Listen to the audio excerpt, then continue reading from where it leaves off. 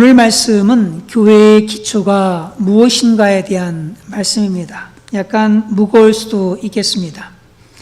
기초의 중요성에 대해서는 아무리 강조해도 지나치지 않습니다.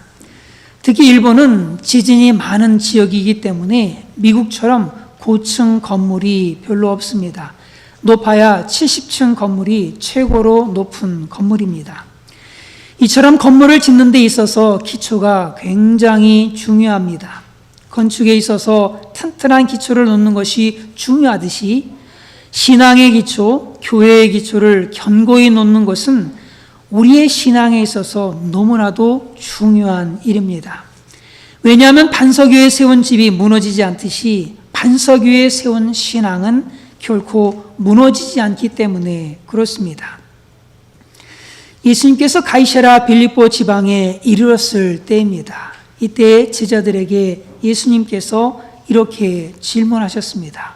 사람들이 인자를 누구라 하느냐? 예수님은 그동안 여러 가지 사역을 통해서 사람들에게 자신이 누구인지를 보여주셨습니다. 이에 대한 대답이 이러했습니다. 더러는 세례 요한, 더러는 엘리야, 어떤 사람들은 예레미야나 선지자 중에 하나라고 하나이다. 당시 사람들은 예수님을 세례 요한이나 엘리야나 예레미야처럼 아주 훌륭한 선지자, 당대의 백성들에게 지대한 영향력을 끼친 위대한 영적인 지도자 중에 한 사람으로 그렇게 생각을 했습니다. 그러자 예수님은 다시 제자들에게 질문하셨습니다. 너희는 나를 누구라 하느냐? 그래, 사람들은 그렇게 얘기한다고 치고 너희는 나를 누구라고 생각하느냐 이겁니다. 그러자 베드로가 이렇게 대답합니다. 같이 읽어보겠습니다. 시작. 이르시되 너희는 나를 누구라 하느냐? 시몬 베드로가 대답하여 이르되 주는 그리스도시요 살아계신 하나님의 아들이시니이다. 주는 그리스도시요 살아계신 하나님의 아들이시니이다. 무리들은 예수님을 하나의 선지자로 보았지만 베드로는 예수님을 그리스도 메시아 곧 구원자로 봤습니다. 선지자와 구원자, 이 둘 사이에는 언뜻 보면 별 차이가 없어 보입니다. 왜냐하면 선지자도 보면은 구약에 보면은 이 구원자 역할을 하는 이런 일들이 많고 또 구원자도 또 선지자처럼 이렇게 예언하는 일도 많기 때문에 언뜻 보면 별로 차이가 없어 보이기도 합니다. 그러나 둘 사이에는 비교될 수 없을 엄청난 차이가 있습니다. 먼저 선지자는요, 백성들의 죄를 깨우치고 회개하도록 돕는 자입니다. 한마디로 헬퍼예요. 그러나 구원자는 백성들을 죄로부터 구원하는 구원자입니다. 선지자는 구원자를 위해서 주의 길을 예비하는 어떤 준비하는 사람, 이런 사람이 선지자라면 구원자는 구원을 완성하는 자입니다. 그리고 선지자는 하나님께서 택하여 세우신 하나님의 종이라면 구원자는 이 땅에 오신 하나님의 아들입니다. 선지자는 역사상 여러 사람들이 있었습니다. 그러나 구원자는 오직 한 분 예수님밖에 없습니다. 이렇게 선지자와 구원자는 본질적으로 다릅니다. 그런데 오늘 많은 사람들이 예수님을 구원자가 아닌 선지자로 생각을 합니다. 그래서 예수님의 말씀을 외우기도 해요. 그리고 연설할 때 성경에 이렇게 써져 있다, 예수님이 이렇게 얘기했다라고 인용하기도 하고요. 또 족자에 이렇게 써서 벽에 걸어 붙이기도 합니다. 그렇지만 예수님은 그 정도의 분이 아닙니다. 예수님은 우리를 죄로부터 구원하시기에 이 땅에 오신 하나님의 아들이십니다. 그분은 본래 죄가 전혀 없는 그런 분이시지만 죄 있는 육신의 모양으로 오셔서 그 육신에 세상 모든 죄에 대한 그 정죄를 대신 받으시고 우리 대신에 십자가에 못 박혀 죽으셨습니다. 자기 아들을 죄 있는 육신의 모양으로 보내어 육신의 죄를 정하셨어요. 이래서 예수님은 인생들의 근본 문제인 죄와 죽음의 문제를 완전히 해결하신 유일한 구원자요 그리스도가 되셨습니다. 그래서 성경은 이렇게 분명하게 선포하고 있습니다. 같이 읽습니다. 시작. 다른 이로서는 구원을 받을 수 없나니 천하 사람 중에 구원을 받을 만한 다른 이름을 우리에게 주신 일이 없음이라 하였더라. 다른 이로서는, 그 어떤 사람으로서는 구원을 얻을 수가 없나니 천하 사람 중에, 이 세상에 존재하는 그 어떤 사람들 중에 구원받을 만한 다른 이름을 우리에게 주신 일이 절대로 없다라고 하는 거예요. 예수님 그 이외에는 그 어떤 메시아도 없다 말씀하고 있는 거죠. 우리는 오직 한 분 예수님을 통해서만 구원받을 수 있고, 그 예수님을 통해서만 하나님께로 나아갈 수 있고, 그 예수님을 통해서만 영생을 얻을 수가 있습니다. 그러므로 그 예수님을 주는 그리스도시요 살아계신 하나님의 아들이십니다 라고 그렇게 신앙 고백하는 것은 구원과 멸망을 좌우하는 아주 중요한 고백입니다. 대단한 고백이에요. 베드로가 어떻게 예수님에 대해서 이렇게 정확하게 알 수 있었을까? 여러분은 예수님이 어떤 분이신지 아십니까? 성경은 이렇게 말씀합니다. 이를 내게 알게 한 이는 혈육이 아니요 하늘에 계신 내 아버지시니라. 여러분 예수님을 그리스도로 믿으십니까? 그 여러분들이 그렇게 한 게 아니라는 거예요. 여러분들이 재능 가지고 지식 가지고 여러분들이 예수님을 그리스도로 고백한 것이 아니라 하늘에 계신 아버지께서 여러분들에게 그 예수 그리스도가 진정한 그리스도임을 알려주셨기 때문에 그런 거예요. 여러분들 속에 그러한 역사들이 있었다는 겁니다.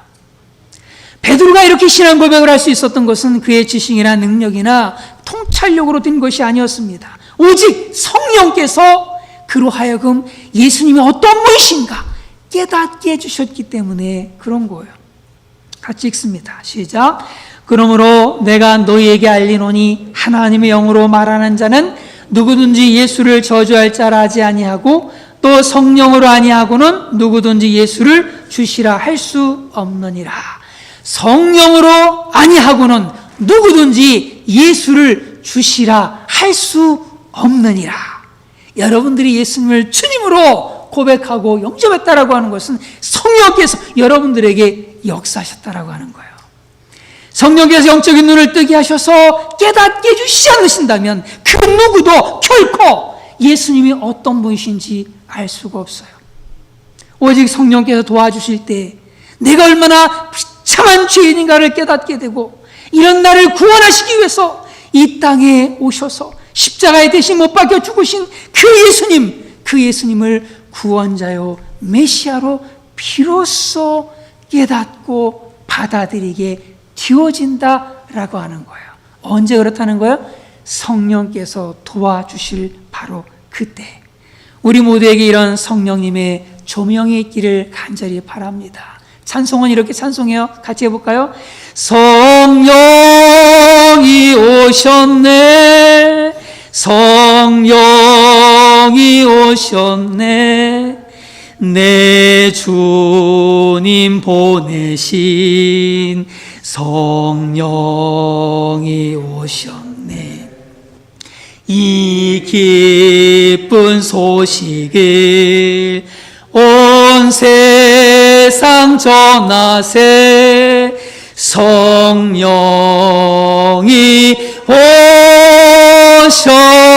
오셨네. 성령께서 오셔서 지금 이 시간도 이곳에 계시고 여러분들 마음 가운데 계시고 여러분과 함께 계신다라고 하는 거예요. 그 성령께서 여러분들을 붙들고 계시고, 그 성령께서 여러분들에게 하나님의 말씀을 깨닫게 해주시며, 그 성령께서 여러분들로 하여금 이 세상을 이기고 죄를 이길 수 있도록 도와주신다라고 하는 거예요. 성령의 감동 감화하심으로 여기 계신 모든 분들이 한 분도 빠짐없이 예수님을 주님으로 그리스도로 고백하는 모두가 되시기를 간절히 바랍니다. 그리고 성령 안에서 예수를 믿고 그 믿음으로 거듭난 하나님의 자녀로 살아가는 그 축복을 여기 계신 모든 분들이 다 누리시기를 주님의 이름으로 축원을 드립니다. 베드로의 신앙 고백을 들으신 예수님께서 이제 다음과 같은 약속을 주세요. 같이 읽습니다. 시작. 또 내가 네게 이르노니 너는 베드로라, 내가 이 반석 위에 내 교회를 세우리니 음부의 권세가 이기지 못하리라. 너는 베드로라. 내가 이 반석 위에 내 교회를 세우리니 음부의 권세가 이기지 못하리라. 여기서 예수님은 이 반석 위에 교회를 세우시겠다라고 하셨는데, 도대체 이 반석이 무엇을 의미할까? 이것을 어떻게 해석하느냐라고 하는 것은 굉장히 중요합니다.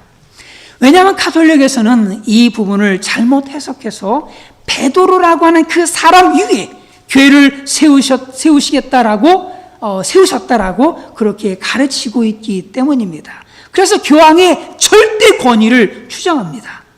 그러나 베드로라고 하는 그 사람은 결코 교회의 기초가 될 수가 없습니다. 방금 전에 베드로는 그 예수님으로부터 그리스도라고, 예수님은 그리스도입니다 라고 하는 그 고백 때문에 예수님의 칭찬을 막 받잖아요. 그러면서 반석 위에 교회를 세우겠다라고 막 인정도 막 받습니다. 그런데 잠시 후에 예수님으로부터 이런 소리를 듣습니다. 같이 읽습니다. 시작. 예수께서 돌이키시며 베드로에게 이르시되 사탄아, 내 뒤로 물러가라. 너는 나를 넘어지게 하는 자로다. 내가 하나님의 일을 생각하지 아니하고 도리어 사람의 일을 생각하는도다 하시고. 사탄아, 내 뒤로 물러가라. 사탄이라는 소리를 듣습니다. 사탄이라는 소리를 들어요. 아니, 그럼 베드로가 사탄입니까? 아니, 조금 전에 뭐 반석이 어쩌고 말씀하셨는데, 이제 사탄이라고 그러면 그 반석에다 교회 세우는 건 맞고, 지금 사탄인 건 틀린 거예요? 똑같아야죠. 그러면 같은 비중을 줘야죠. 그렇게 말씀하시면 이거 똑같아야죠. 그냥 베드로가 사탄이 돼야지. 말이 됩니까? 말이 안 되지요. 교회의 기초가 되었다가 한순간에 사탄이 된다? 말이 안 되는 겁니다. 심지어 베드로는 예수님이 체포되신 후에 예수님을 몇 번이나 부인해요? 3번이나 부인합니다. 이처럼 연약하고 쉽게 넘어지는 그 베드로라고 하는 사람 위에 어떻게 예수님의 교회를 세우겠습니까? 사람은 믿을 수가 없어요. 나 자신도 믿을 수가 없고 여러분 자신도 믿을 수가 없을 겁니다. 사람은 신뢰할 수 있는 존재가 전혀 못 됩니다. 그렇다면 반석이 무엇인가? 도대체 예수님께서 말씀하신 그 반석 위에 교회를 세운다고 그랬는데, 그 반석은 뭘 의미하고 있는 걸까? 이것은 바울 서신에 의해서 분명해집니다. 같이 읽습니다. 시작. 너희는 사도들과 선지자들의 터 위에 세우심을 입은 자라. 그리스도 예수께서 친히 모퉁이 돌이 되셨느니라. 터라는 건 뭐예요? 집터. 집은 어디다 져요? 반석 위에 짓잖아요. 터가 결국 뭐예요? 그 반석을 얘기하는 거예요. 교회를 세울 그 터가 뭐냐? 사도들과 선지자들의 터 위에 세우심을 입은 자다라고 말씀하고 있어요. 여기 너희는 누구를 가리키는 거예요? 바로 에베소 교회 성도들을 가리키는 겁니다. 그렇다면 성도들이 사도들과 선지자들의 터 위에 세워졌다라고 하는 겁니다. 사도들의 선지자들의 터는 뭘까? 그거는 사도들과 선지자들의 신앙 고백을 가리키는 겁니다. 그 신앙 고백은 베드로가 고백한 바로 주는 그리스도시요 살아계신 하나님의 아들이십니다 라고 하는 그 신앙 고백입니다. 결국 교회라고 하는 것은 예수 그리스도를 구주로 믿고 신앙 고백하는 사람들의 공동체임을 말해줘요. 이 사실을 확인할 수 있는 또 다른 곳이 있습니다. 고린도전서 1장 2절에 이렇게 말씀하는데, 고린도에 있는 하나님의 교회 곧 그리스도 예수 안에서 거룩하여지고 성도라 부르심을 입은 자들과 또 각처에서 우리의 주 곧 그들과 우리의 주 되신 예수 그리스도 이름을 부르는 모든 자들에게 이렇게 말씀하죠. 고린도에 있는 하나님의 교회에 대한 그 설명이 구체적으로 나오고 있는데 3가지로 나오고 있습니다. 첫 번째로는 예수 그리스도 안에서 거룩하여진 자가 뭐라는 거예요? 교회라는 거예요. 두 번째로는 성도라 부르심을 입은 자가 바로 교회라는 겁니다. 셋째로는 우리의 주 대신 예수 그리스도 이름을 부르는 자가 바로 교회라는 겁니다. 이 내용들을 정리하면 교회라는 뭐냐? 예수 그리스도를 믿고 고백하는 사람들의 모임, 바로 그 공동체입니다. 결국 예수님은 베드로를 이 교회를 어디에 세운다고 말씀하시는 거예요? 베드로 위에요? 아니 교황 위에? 아닙니다. 바로 신앙 고백 위입니다. 주는 그리스도시요 살아계신 하나님의 아들이시니다 라고 하는 그 신앙 고백 이후에 교회에 예수님의 교회를 세우시겠다라고 하는 말씀입니다. 같이 한번 읽어보겠습니다. 시작. 시몬 베드로가 대답하여 이르되 주는 그리스도시요 살아계신 하나님의 아들이시니이다. 또 내가 네게 이르노니 내가 이 반석 위에 내 교회를 세우리니 음부의 권세가 이기지 못하리라. 아멘.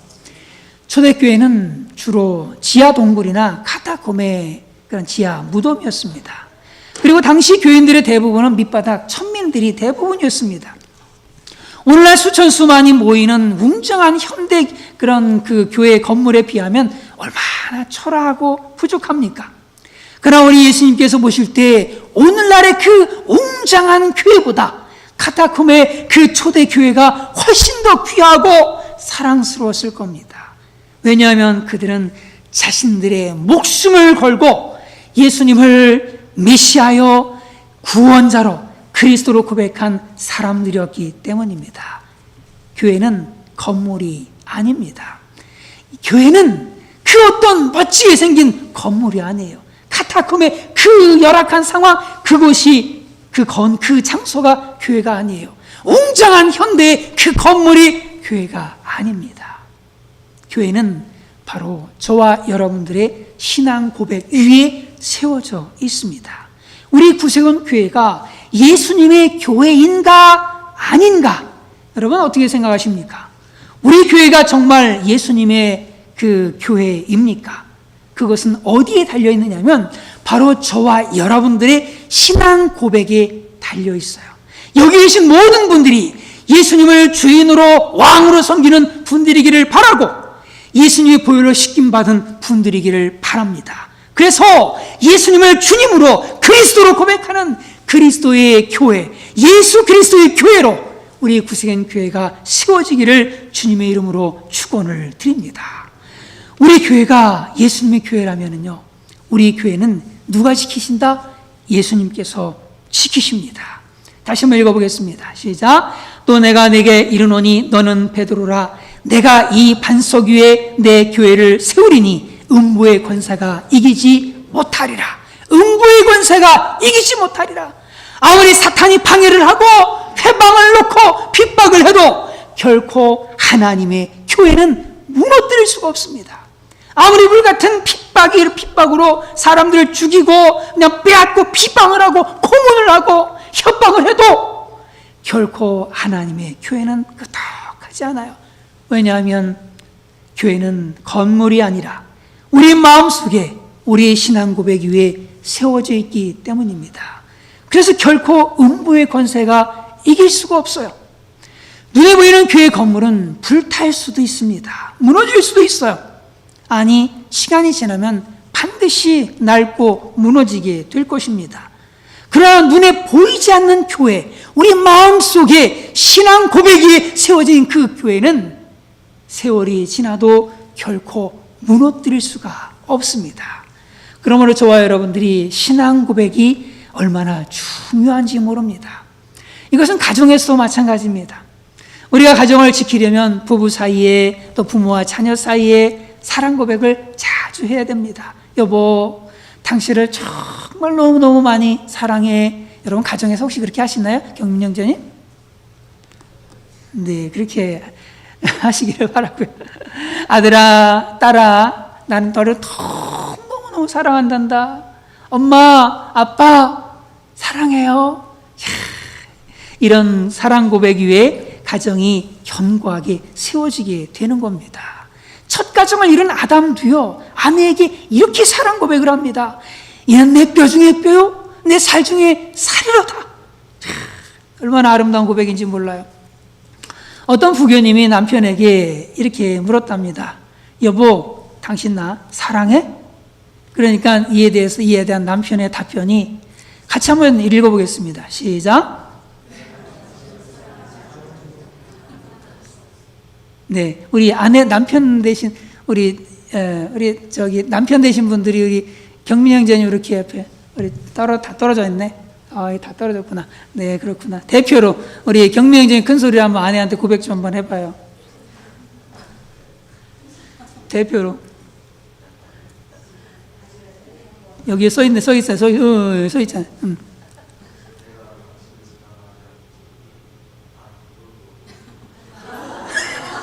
아니, 책 뜻하지 말고, 다시. 좀 감정을 넣어가지고, 이렇게, 너 해봐야지. 해보세요.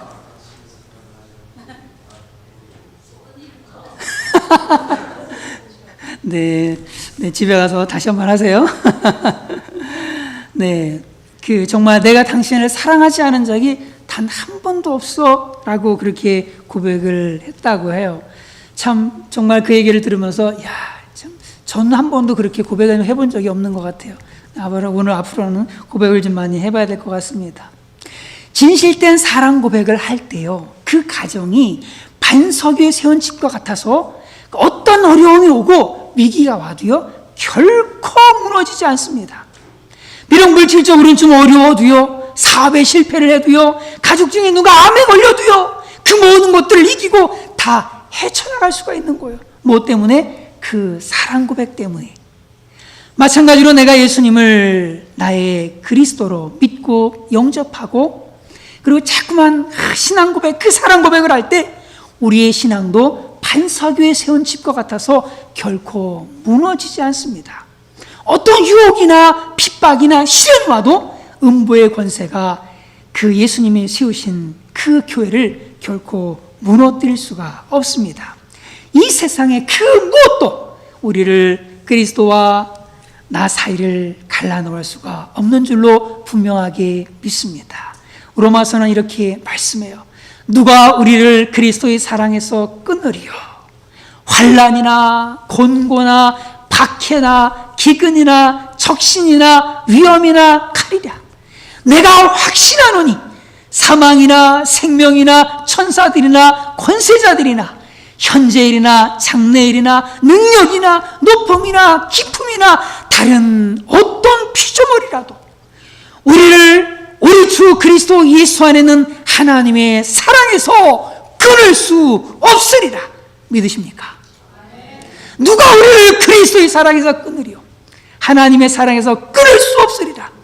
우리가 신앙 고백 위에 견고히 서기만 한다면 이 세상에 그 어떤 환난이 오고 그 어떤 시련이 온다 할지라도 우리를 그 하나님의 사랑, 그리스도의 사랑에서 결코 끊을 수가 없습니다. 우리 신앙 고백은 지금 어떻습니까? 정말로 예수님이 나의 주인이요 나의 왕으로 그렇게 진정으로 그렇게 고백하고 있습니까? 입술이 아닌 그 중심으로 진정으로 고백하고 있느냐는 말입니다.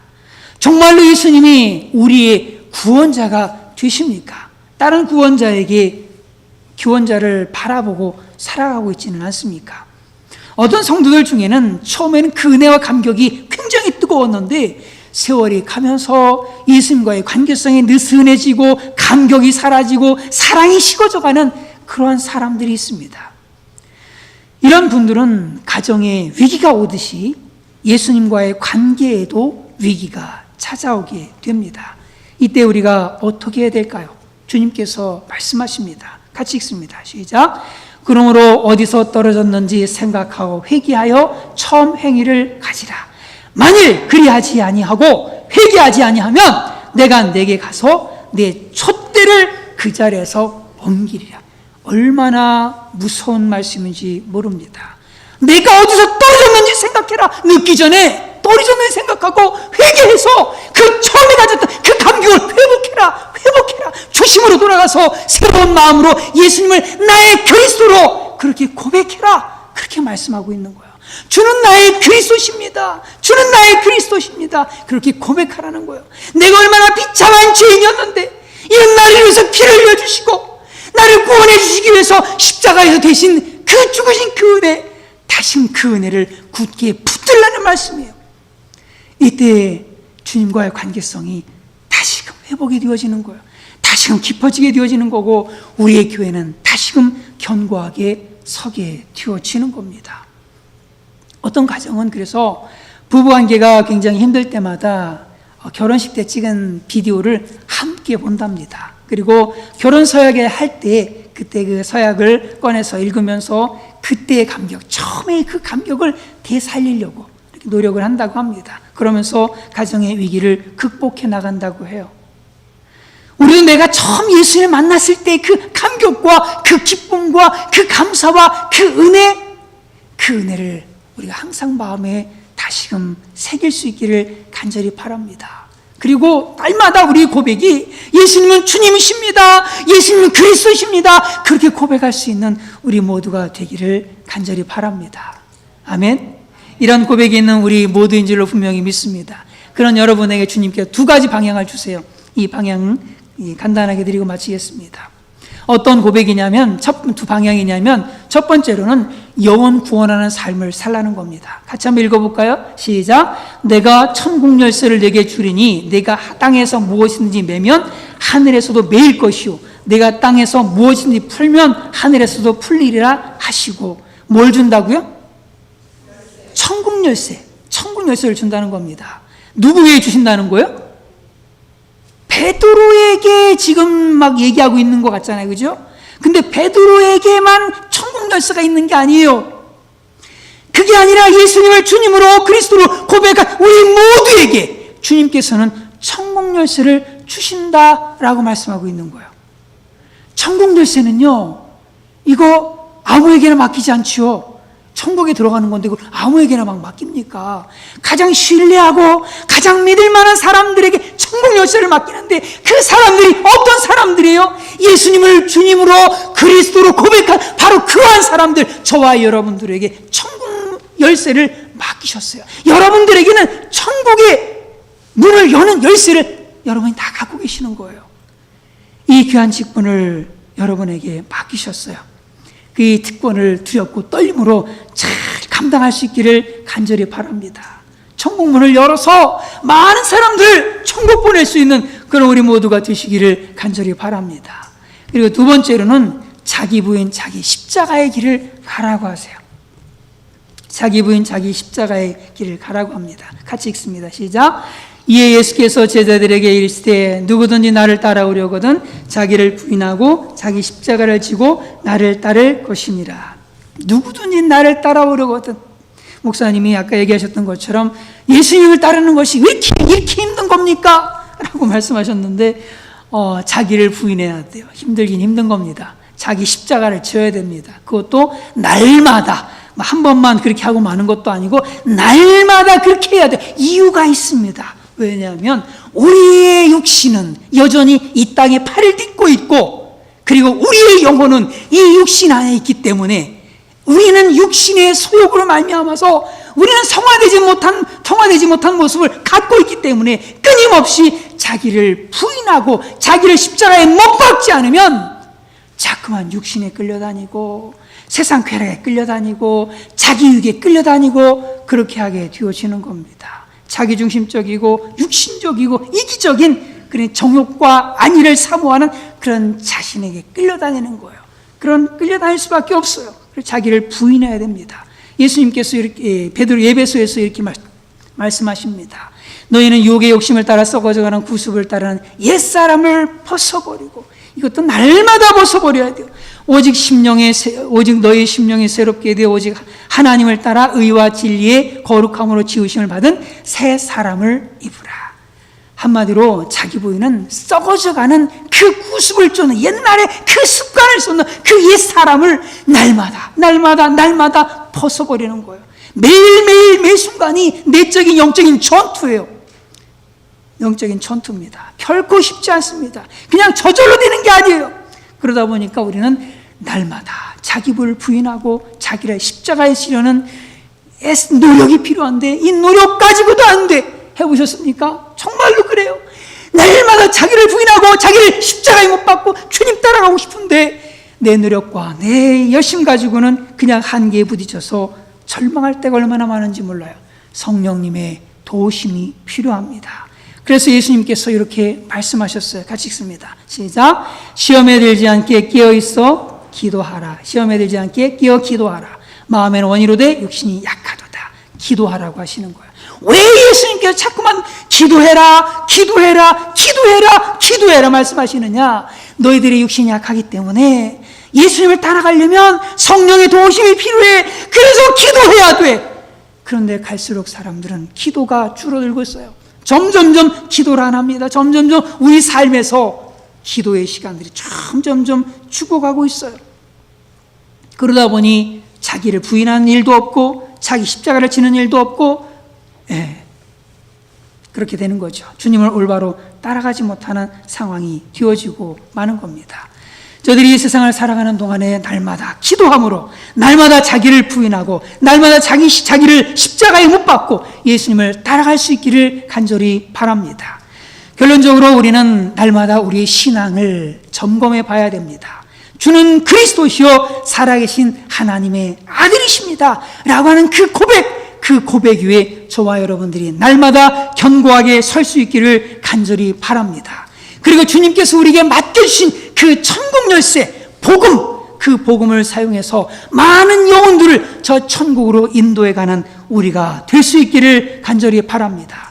난 날마다 자기를 부인하고 자기 십자가를 지는 삶을 통해서 장차 예수님 오실 때 잘했다 칭찬받는 모두가 되시기를 주님의 이름으로 축원을 드립니다.